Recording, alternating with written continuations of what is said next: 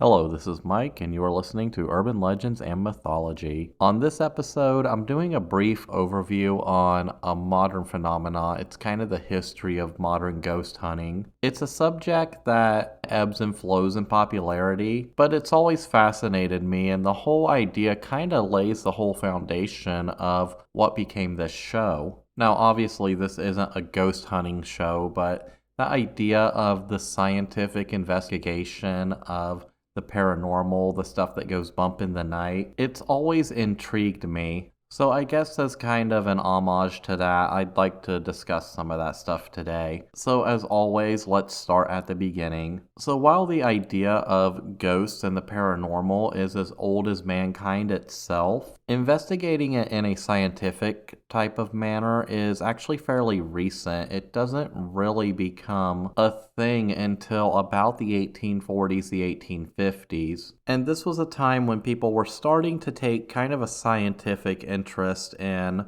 spirits, the spirit world, ghosts, etc., etc., etc. Is that too many etcetras? Who cares? I'm leaving them in. I'm not editing it. I guess it could be worse. I could be saying Beetlejuice. Anyways, it all really starts with the rise of spiritualism in the 1840s. Now, spiritualism was actually a religious movement. It kind of grew out of Christianity, and without getting too far into the weeds, it's kind of influenced by some like Shaker beliefs. But it does grow into a religion. There are spiritualist churches out there in the United States, Brazil, the UK, and France. And they have a whole religious doctrine and codified beliefs and everything you'd find in conventional religion. But the modern spiritualist movement, and I'm going to focus on the American chapter of this, simply because it's the one I'm most familiar with, it really starts on March 31st, 1848, with these two sisters named Kate and Margaret Fotts from Hydesville, New York. And on this date, they said that while they were laying there in bed,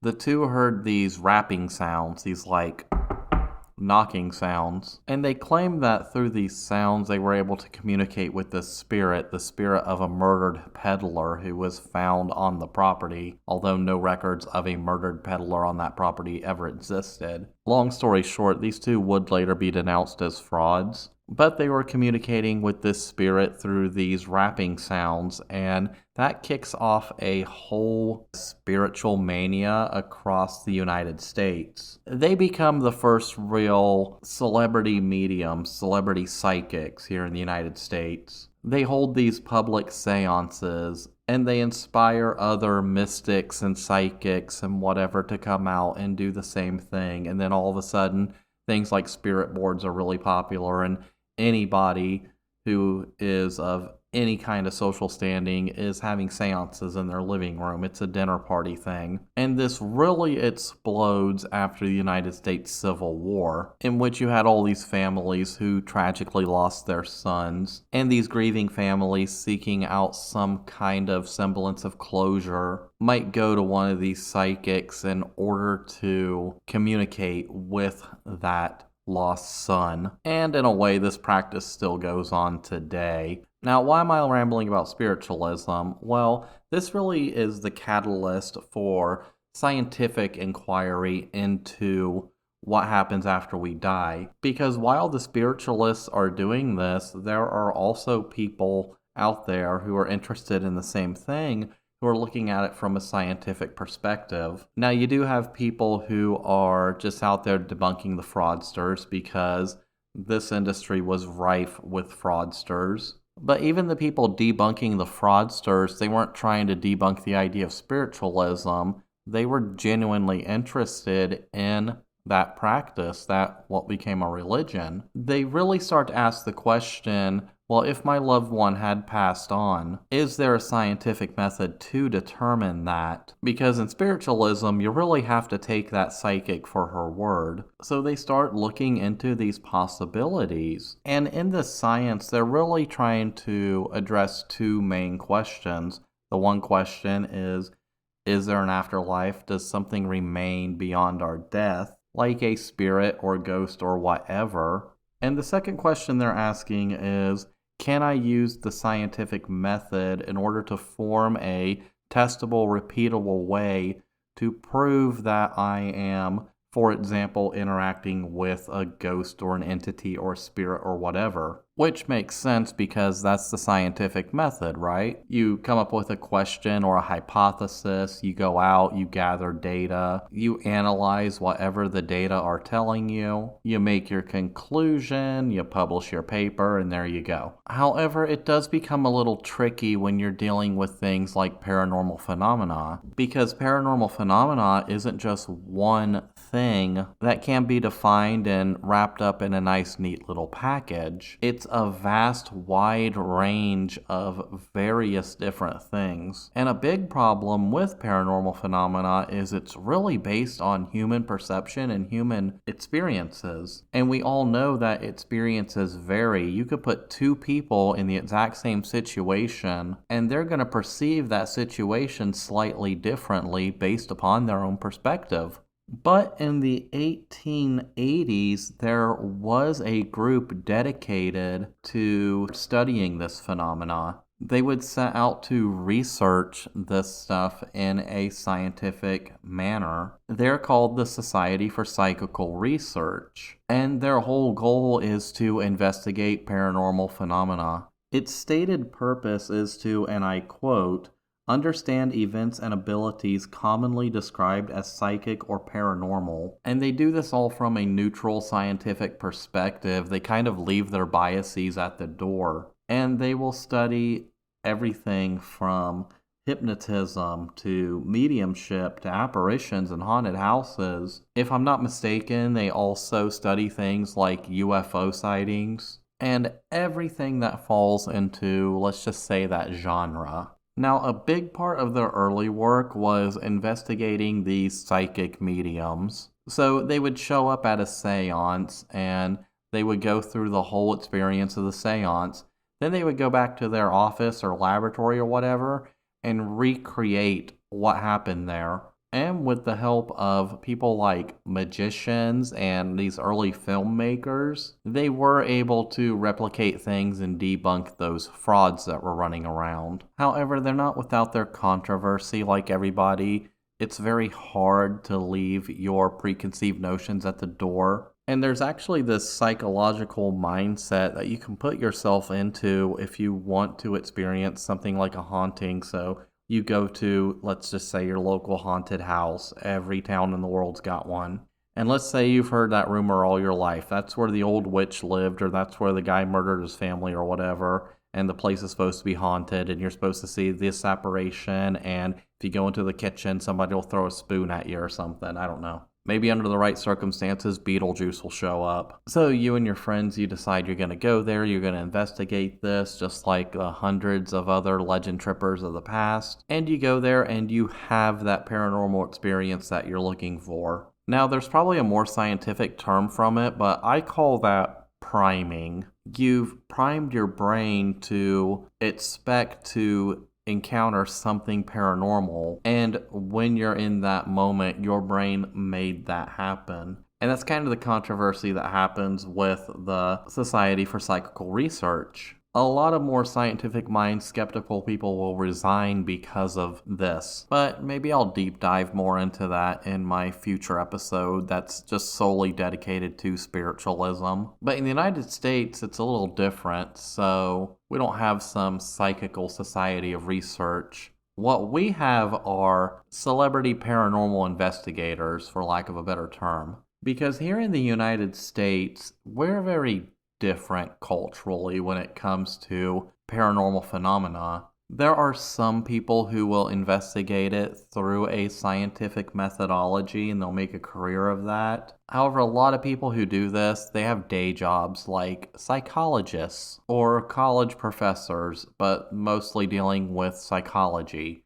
But those people are really in the minority. They might be psychological professors or working psychiatrists who just have an interest in that aspect of the human mind. The majority of what we see in the United States are celebrity ghost hunters. These are the people who go to all these haunted houses and they do these quote, paranormal investigations, but all they're really doing is just running around a property with a camera crew, and rarely are they really doing any scientific research. They might publish a book or two, but at the end of the day, they're really just celebrities that are out there to entertain you, possibly get their own TV show or book deal. Now, here in the United States, the two most famous paranormal investigators, celebrity investigators, whatever you want to call them, were Ed and Lorraine Warren. Now, when it comes to paranormal investigation, they are like the big name. Their two really big claims to fame were investigating the Amityville house and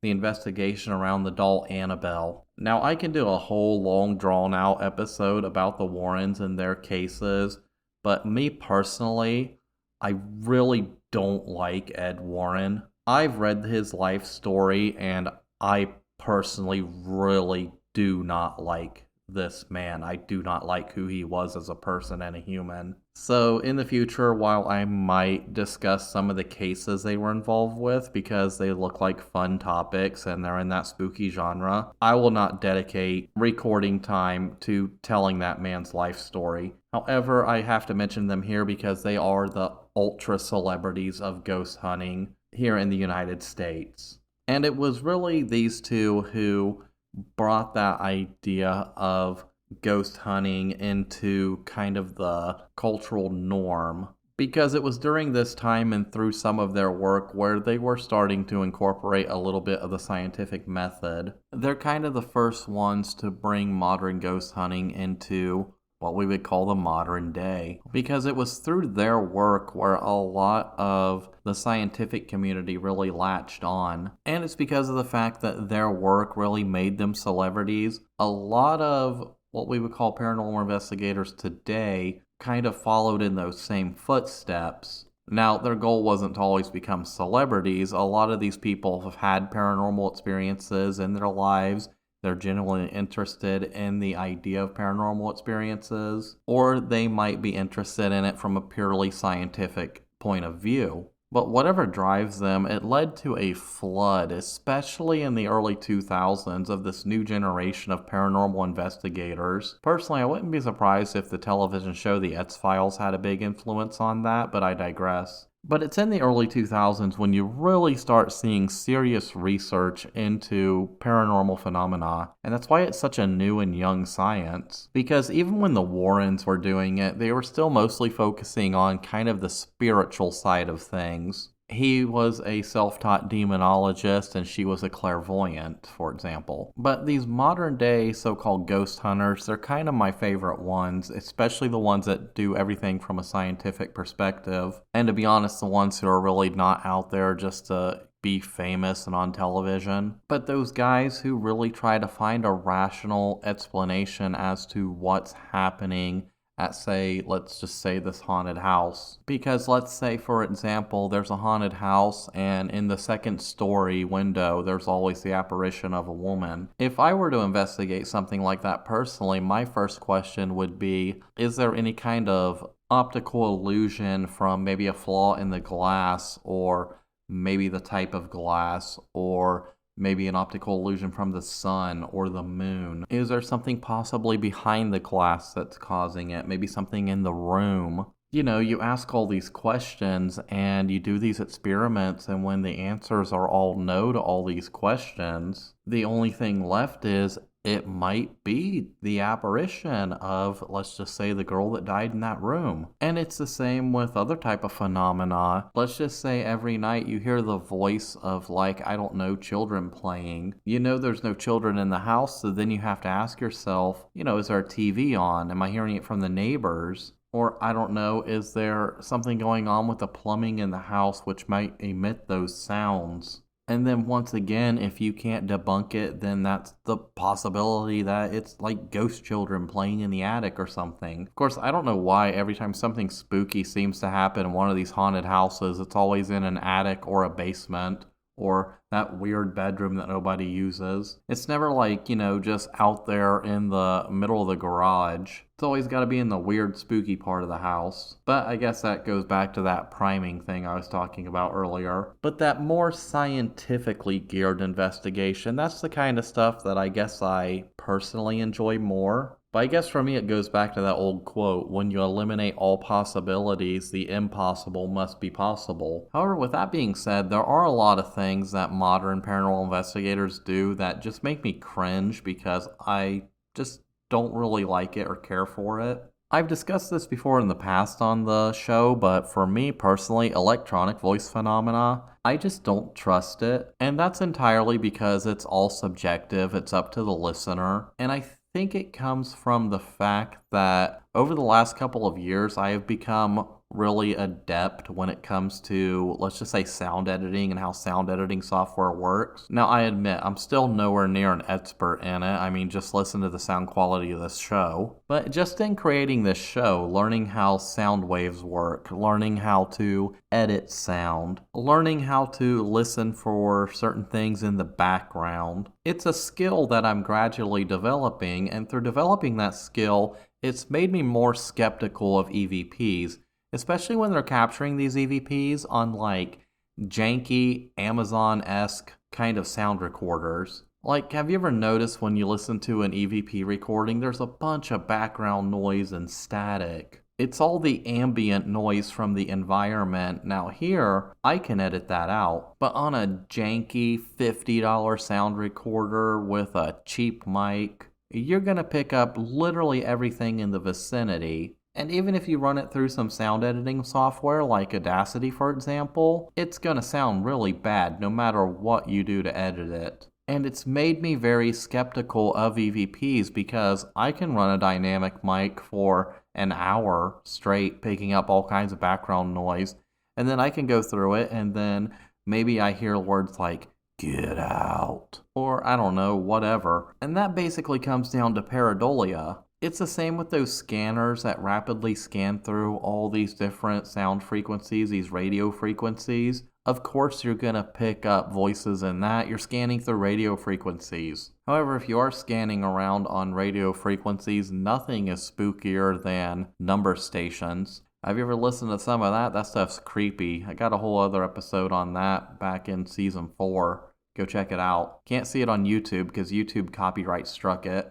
But I digress. But yeah, I just don't trust the electronic voice phenomena. I personally think it's pareidolia, but, to each his own. Now, something also that a lot of modern day paranormal researchers will use are EMF readers. And I personally don't have a problem with EMF if you understand EMF. Now, obviously by EMF, I mean electromagnetic fields. Now, in order to measure these electromagnetic fields, they have these things called EMF meters. And it's believed that paranormal activity can influence electromagnetic fields. And by using one of these meters, you can measure that difference, that change in the field. However, if you want to do this scientifically, you can't buy one of those $20 crappy devices off Amazon that literally say ghost hunting meter on it. The only reason why those things exist in the first place are due to paranormal investigation shows making them popular. They're literally out there just to make a buck off of it. Those janky things are designed to just pick up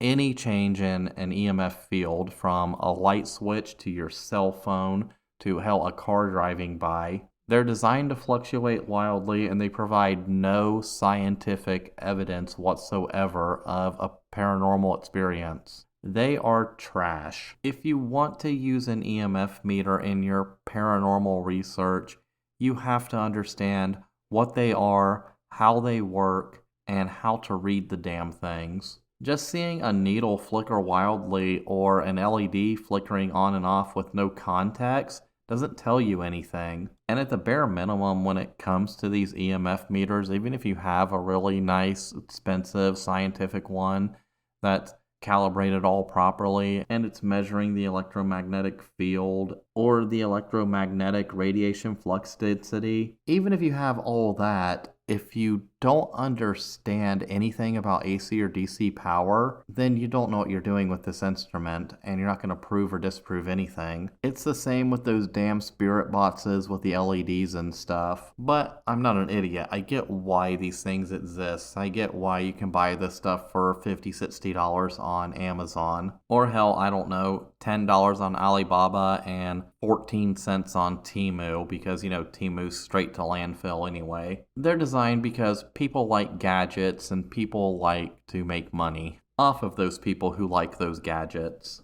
And I guess it's a way to make the average person feel like they're doing the same scientific research that their favorite celebrity on those ghost hunting shows is doing. Even though on those ghost hunting shows, the hosts are just running around like idiots and cracking jokes and freaking themselves out, while the camera crew is sitting there going, yeah, it's a cool haunted house, but why do I gotta film this douchebag all day? Can I go get some B-roll of the awesome architecture or something? I don't know, I guess that's how I'd feel if I were a cameraman on one of those shows. But personally, when it comes to this type of investigation, yes, I'm sitting here bitching about the stuff I don't like about it, but I do like the scientific method. However, I think the reason why we can't prove or disprove any of this is because it's all spiritual at the same time. Because the ultimate question at the end of the day with this all is there an afterlife? And if there is an afterlife, then why are these entities still hanging around? And personally, I don't think that we will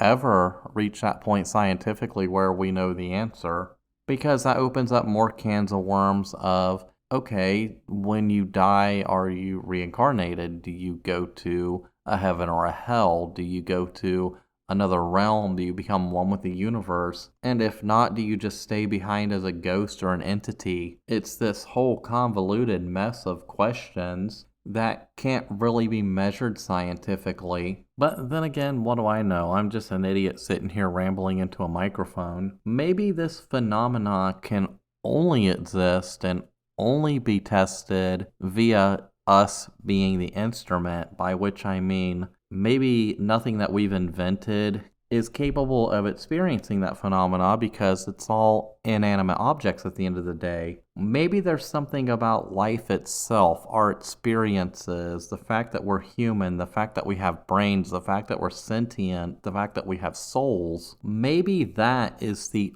only way that paranormal phenomena can be observed, in the sense of ghosts primarily, or spirits, or whatever you want to call it. And maybe that's what makes us unique. But on that note, I think I will end it here. So once again, this is Mike. I thank you for listening. If you enjoy the show, just do me a solid and introduce it to a friend who might be interested in it. As always, you can check it out on the socials, Instagram, Facebook a little bit. I don't really touch Facebook much anymore. The show does have a YouTube presence, but I don't do anything with it. It's just where Spotify just kind of re-uploads it. But I think the thing I'm active most on is Threads, so if you want to find me over there, I'm pretty easy to find.